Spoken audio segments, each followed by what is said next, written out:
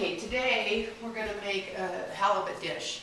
And this one's a little bit different. Maybe one you've seen on my website has the panko breading. This one is doesn't have a breading on it, has more of a vinaigrette on it.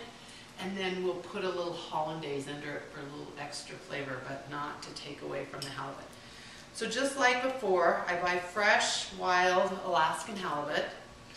And then I cut it in 6-ounce pieces, and I have a scale, and I weigh it to make sure.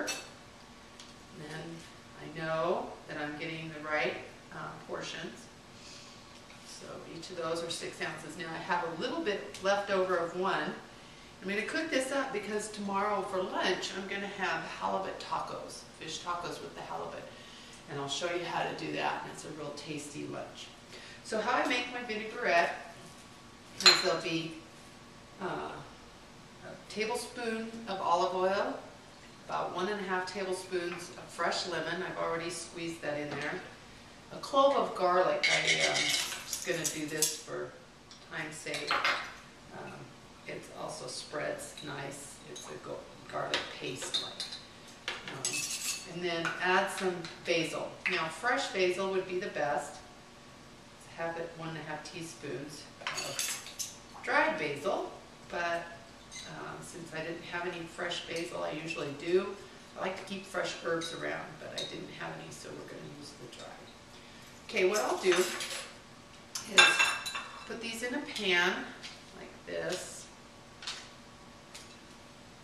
Salt and pepper. Now, something you can do this up ahead of time and then have it sit in your fridge and get ready, and then you bake it later. Or you can do it right away. However it works best for you. That's the nice thing about this one. Some of my other ones, if the breaded ones, to do it up ahead of time, it's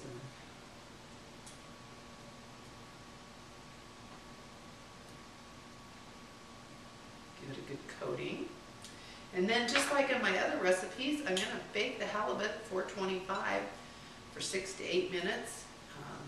It's going to be translucent in the middle, not quite all the way done, but very moist and tender, so it's not overcooked. You may have to, if you don't like it that way, you may want to cook it a little bit longer, but I think it really dries out if you do that. So that's all there is to this. We're going to put it on a pan and bake it off, and then I'll make some hollandaise and I'll show you how we'll finish this off.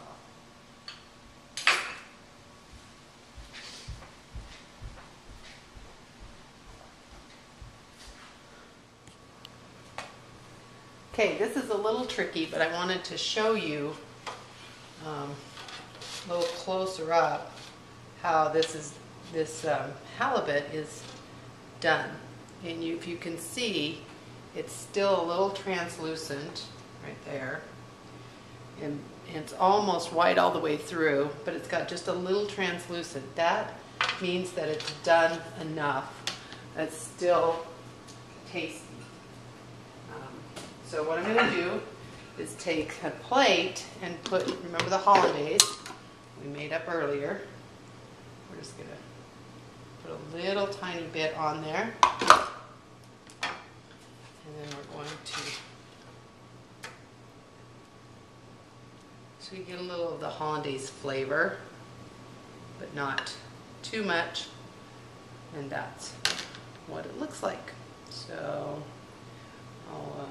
I'll thicken up the hollandaise just a little bit, and we'll take a picture of it.